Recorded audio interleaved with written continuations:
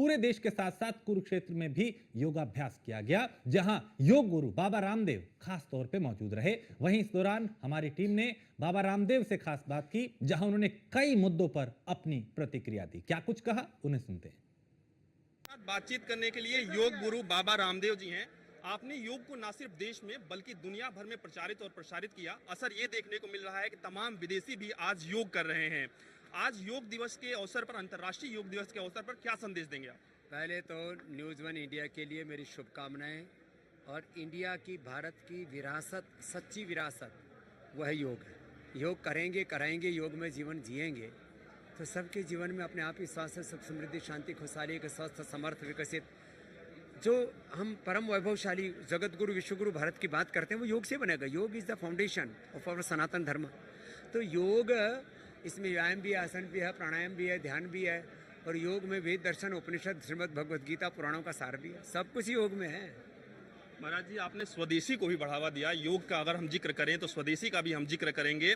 हमने देखा किस तरीके से विदेशी जो प्रोडक्ट हैं वो हावी हो रहे थे, और तुर्की और चाइना का भी हमने रवैया देख लिया है। ऐसे में अब स्वदेशी को और भी ज्यादा किस तरीके से आप आगे बढ़ाएंगे? ये बात तो सच है। योग के बिना, स्वदेशी के बिना देश नहीं बचेगा। 100 ट्रिलियन से ज्यादा तो विदेशी लुटेरे, आक्रांता एमएनसीज लूट के लेके चली गई 200 सालों में। ये तो ऑक्सफैम और सारी विदेशी कंपनियों के आंकड़ा, डेटा बता रहे हैं। 100 ट्रिलियन डॉलर, पूरे विश्व की इतनी बड़ी अर्थव्यवस्था, उतना तो लूट के ले गए विदेशी। इतना ताकतवर था ये भारत। किसके बल पर लूट गए हम? हमने अपना आत्मगौरव, आत्मसम्मान, स्वाभिमान खो दिया।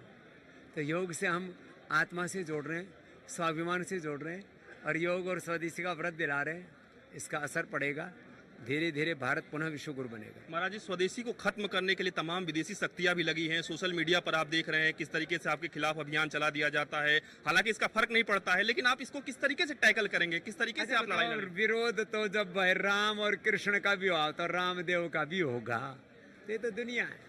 विरोध की कोई परवाह नहीं। चरे वेती बढ़ते चलो। जितना विरोध करेंगे लोग, उतनी और शक्ति मिलेगी। महाराज जी, एक अंतिम सवाल रहेगा।